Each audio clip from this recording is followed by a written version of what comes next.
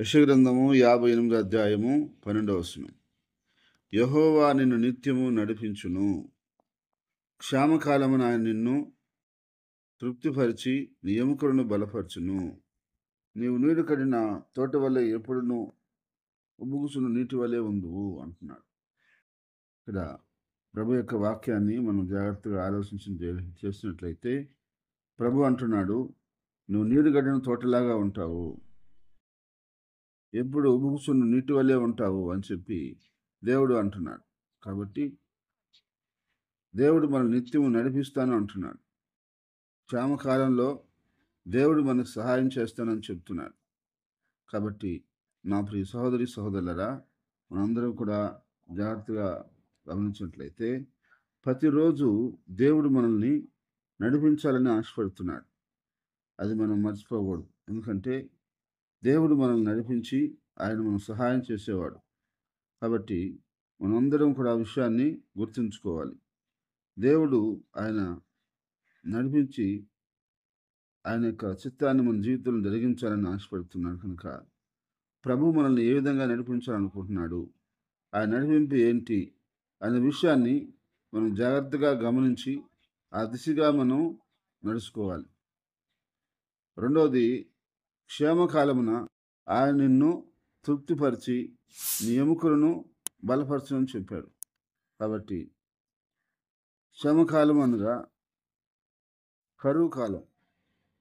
కరువు కాలంలో దేవుడు మనల్ని తృప్తిపరిచి ఎముకలను బలపరుస్తానన్నాడు.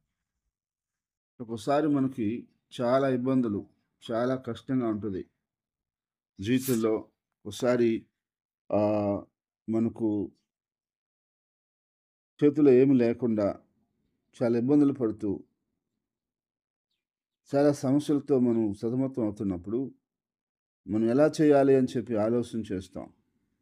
కానీ అలాంటి టైంలో కూడా దేవుడు అంటున్నాడు, ఆ టైంలో దేవుడు నిన్ను తృప్తిపరుస్తానంటున్నాడు, నీ ఎముకలను బలపరుస్తాను అంటున్నాడు. నీవు నీరు కట్టిన తోట వలె ఉంటావన్నాడు. ఒక తోటకి ఎప్పుడు నీరు కడుతూ ఉంటే ఆ తోట ఎలా ఉంటుంది అంటే ఎప్పుడు కూడా ఎంతో ఆశీర్వాదకరంగా ఉంటుంది. అది ఎంతో పచ్చగాను పుష్పించి ఫలించి వర్ధిల్లుతూ ఉంటుంది. కాబట్టి నా ప్రియ సహోదరి సహోదరులరా, దేవుడు చెప్తున్నాడు, నువ్వు నీరు కట్టిన తోట వలె ఉంటావు అంటున్నాడు. చివరిగా నీవు ఎప్పుడు ఉబుకుచుండు నీటి ఓట వలె నుండు అంటున్నాడు. కాబట్టి ఎప్పుడు ఉబుకుచుండేటువంటి నీటి ఓట వల్ల ఒక జలలాగా ఉంటావు అంటున్నాడు. కాబట్టి ఇవన్నీ కూడా దేవుడు మన జీవితంలో జరిగించాలని ఆయన యొక్క కోరిక. ఒకటి, నిత్యము నడిపించాలని. రెండు, క్షేమకాలంలో తృప్తిపరిచి ఎముకలను బలపరచాలని. తర్వాత నీరు గట్టిన తోట వలె ఉండాలని. తర్వాత ఉబుకుచున్న నీటి ఓట వలె ఉంచాలని దేవుని యొక్క ఆశ. కాబట్టి నా ప్రియ సహోదరి సహోదరా, దేవుని యొక్క వాక్యాన్ని బట్టి మనందరం కూడా అర్థం చేసుకోవాల్సిన విషయం ఏంటంటే, మన దేవుడు ఇంత క్షేమాన్ని, ఇంత ఆశీర్వాదాన్ని మన జీవితంలో కలగజేయాలని ఆయన ఆశపడుతున్నాడు. కాబట్టి ప్రభుని ప్రతిరోజు మనం ప్రార్థించి ఆయన నడిపింపును మనం కనుగొని ఆ నడిపింపును బట్టి మనం జాగ్రత్తగా నడుచుకున్నట్లయితే దేవుడు ఇన్ని విధాలుగా మనకు మేలు కలగజేస్తానని, ఆశీర్వాదాలు ఇస్తానని, సహాయం చేస్తానని ఆయన స్వయంగా మాటిస్తున్నాడు. కాబట్టి నువ్వు ఎలా చేయాలి, ఏం చేయాలి, నా పరిస్థితి ఏంటి, నా దిక్కేంటి అని వాపోవాల్సిన అవసరం లేదు. ఎందుకంటే ఆయన మనల్ని ఎన్నుకున్నప్పుడే, రక్షించుకున్నప్పుడే మన జీవితాన్ని గురించి అన్నీ ఆయన ప్రణాళిక వేశాడు. ఆయన ఆ ప్రణాళిక చొప్పున నిన్ను ముందుకు తీసుకొని పోవాలని ఆయనకు ఒక ఉద్దేశం ఉంది. ఆ ఉద్దేశాన్ని బట్టి ఆయన అన్ని కూడా ప్లాన్ చేసి ఉన్నాడు.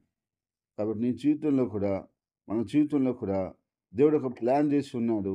ఆ ప్లాన్ ప్రకారంగానే దేవుడిని నడిపించి నిన్ను వర్ధల చేసి నిన్ను ఆశీర్వాదకరంగా మార్చి నిన్ను పరలోకం చేరే వరకు ఆయన నడిపిస్తాడు. అంత మంచి దేవుడు మనం ఆరాధిస్తున్న దేవుడు.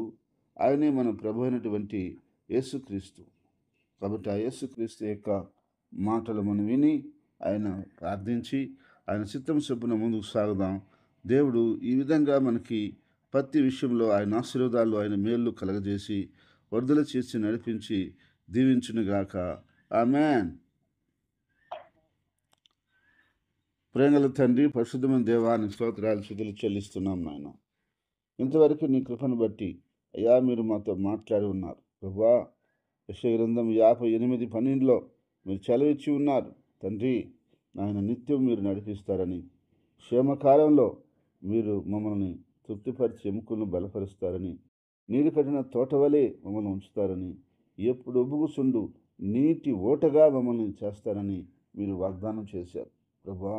మీరు చెప్పిన మాటను బట్టి, మీరు ఇచ్చిన వాక్యాన్ని బట్టి తండ్రి, మా జీవితాలు ఆ విధంగా ఆశీర్వాదకరంగా ఉండలాగన అయ్యా, నీ నామాన్ని ఆ విధంగా మేము మహింపరుస్తూ జీవించలాగన సహాయం చేయమని ప్రార్థిస్తున్నాను. నీ మాటలన్నీ మా జీవితంలో జరిగించమని ప్రార్థిస్తున్నాను. యేసయ్యా, మమ్మల్ని పుట్టించున్నావు, మమ్మల్ని ఎన్నుకున్నావు, మమ్మల్ని రక్షించుకున్నావు.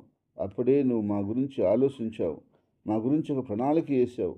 ఆ ప్రణాళిక చొప్పునే నీవు కార్యాలు చేస్తావు కనుక ఆ ప్రణాళిక చొప్పున మా జీవితాల్లో గొప్ప గొప్ప కార్యాల్ని ప్రభువా మీరు జరిగించమని ప్రార్థిస్తున్నాను. మీరు సహాయం చేయమని ప్రార్థిస్తున్నాను. మీ నామాన్ని మహింపరచుకోమని ప్రార్థిస్తున్నాను. నీ పరిశుద్ధాత్మ ద్వారా నీ బలమైన కార్యాన్ని, నీ బలమైన సంకల్పాన్ని అయ్యా మీరు నెరవేర్చమని ప్రార్థిస్తున్నాను. పరిశుద్ధుడాన్ని సహాయం చేయండి, జీవాధిపతిను సహాయం చేయండి, జీవగల తండ్రిను సహాయం చేయండి. అన్ని విధాలుగా, అన్ని విషయాల్లో నీ నామాన్ని అత్యధికంగా మహింపరచుకోమని, నీ చిత్తం చొప్పున నడిపించమని, నీ కార్యాలు బహు విస్తారముగా మీరు జరిగించమని ప్రార్థిస్తున్నాను. సహాయం చేయమని ప్రార్థిస్తున్నాను. నీ నామాన్ని అత్యధికంగా గణపరచుకోమని ప్రార్థిస్తున్నాను. పరిశుద్ధుడా, పరిశుద్ధుడా, పరిశుద్ధుడా, పరిశుద్ధుడా నా యేసయ్యా, నీకు వందనాలు, వందనాలు, వందనాలు, వందనాలు. నిశ్చయంగా ప్రతి బిడ్డని, ప్రతి కుటుంబాన్ని, ప్రతి ఒక్కరిని పేరు పేరున మీరు జ్ఞాపకం చేసుకుని అయ్యా మీరు దర్శించమని ప్రార్థన చేస్తున్నాను. అయ్యా మీరు సహాయం చేయమని ప్రార్థిస్తున్నాం ప్రభా. అయ్యా నీ సన్నిధిలో ఆయన బిడ్డలందరూ కూడా ప్రతిదినం ఏదైతే ప్రార్థిస్తున్నారో ఆ విషయాల్లో నిశ్చయముగా నువ్వు సహాయం చేసి నీ నామాన్ని మహింపరచుకోమని, నిన్ను గణపరచుకోమని ప్రార్థిస్తున్నాం ప్రభా. అయ్యా నీ కార్యం పరిపూర్ణంగా నెరవేర్చమని ప్రార్థిస్తున్నాం తండ్రి. ఎలాంటి ఒడిదుడుకు లేకుండా నా ప్రభువా నీ కృపా కనికరములతో, నీ సహాయంతో నడిపించి సహాయం చేసి నీ నామాన్ని గణపరచుకోమని ప్రార్థిస్తున్నాను తండ్రి. అంధకార కార్యాల్ని, దురాత్మ కార్యాల్ని, చీకటి కార్యాల్ని, కుదర శక్తుల్ని, మంత్రశక్తుల్ని, శాతపరి శక్తుల్ని, చెల్లని శక్తుల్ని, సాతాను సంబంధమైన ప్రతి క్రియను, ప్రతి ప్రభావాన్ని, ప్రతి ఆలోచన, ప్రతి ప్రణాళికని సంఘం మీద కానీ, మా మీద కానీ, ప్రజల మీద కానీ, బిడ్డల మీద కానీ ఎక్కడ పనిచేయకుండా యేసు క్రీస్తు నామములో కట్టి బంధిస్తున్నాం తండ్రి. బంధించమని ప్రార్థిస్తున్నాం. నీ ప్రజలకి ప్రతి ఆటంకాలను తీసివేయండి, ప్రతి అడ్డులను తొలగించండి.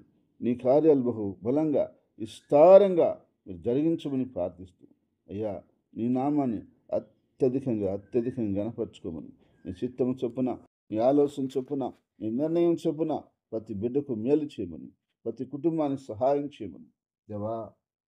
సంఘాన్ని, నెల్లూరు సంఘాన్ని, బ్రాంచ్ సంఘాలని, ప్రతి సంఘం, సార్వత్రిక సంఘాలని మీరు ఆశీర్వదించమని ప్రార్థిస్తున్నాను తండ్రి. నాయన యేసు ప్రభువా, నేను నమ్ముకొని నువ్వే మాకు అయ్యా అండ ఆధారమని, నువ్వే ఆశ్రయం దుర్గమని మేము నీపైన ఆధారం చేసుకొని జీవిస్తున్నాం అయ్యా. మీరు పరిపూర్ణంగా మాకు సహాయం చేయమని ఏ బిడ్డ ఏ అవసరం కొరకు, ఎక్కడి కొరకు, ఏ ఇబ్బంది కొరకు, ఏ వ్యాధి కొరకు, ఏ బాధ కొరకు అడుగుతున్నారు అవన్నీ కూడా నిశ్చయంగా సహాయం చేయమని, నిశ్చయంగా ఆశీర్వదించమని ప్రార్థిస్తున్నాను దేవా.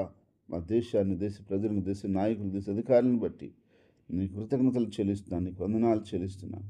వారందరినీ కూడా నువ్వు ఆకర్షించండి, రక్షించండి, కాపాడమని ప్రార్థిస్తున్నాను. క్రైస్తవ సంఘాలన్నింటినీ, నాయకుల్ని, సేవకుల్ని, వాళ్ళ కుటుంబాలని అందరినీ కూడా మీరు కాపాడి దీవించమని ప్రార్థిస్తున్నాను. పరిశుద్ధుడా, ప్రతి విషయంలో ఆయన మీరు సహాయం చేసి నడిపించమని అయ్యా మాకు ఇచ్చిన పరిసరను ఇంకా నిస్తరింప చేసి సరిహద్దుల విశాలపరచండి. నూతన స్థలాల్లో మందిరాలు నిర్మించడానికి నీ కృపా సహాయం దయచేసి నీ నామాన్ని అత్యధికంగా మహింపరచుకోమని, నీ చిత్తం చొప్పున సమస్తమును జరిగించమని, నీ నామానికి మహిమ తెచ్చుకోమని అయ్యా నీకే సమస్త ఘనత, సమస్త మహిమ ప్రభావాలు చెల్లిస్తూ నేను పరిపూర్ణంగా విశ్వసిస్తూ నిశ్చయంగా మేము అడిగిన దానికంటే, ఊహించిన దానికంటే అత్యధికంగా నువ్వు చేయగల దేవుడు అని నమ్ముతూ యేసుక్రీస్తు నామంలో స్తుతించి ప్రార్థించి అడిగి ఏడుకుంటున్నాం తండ్రి. ఆమెన్. ఆమెన్. ఆమెన్. ఆమెన్.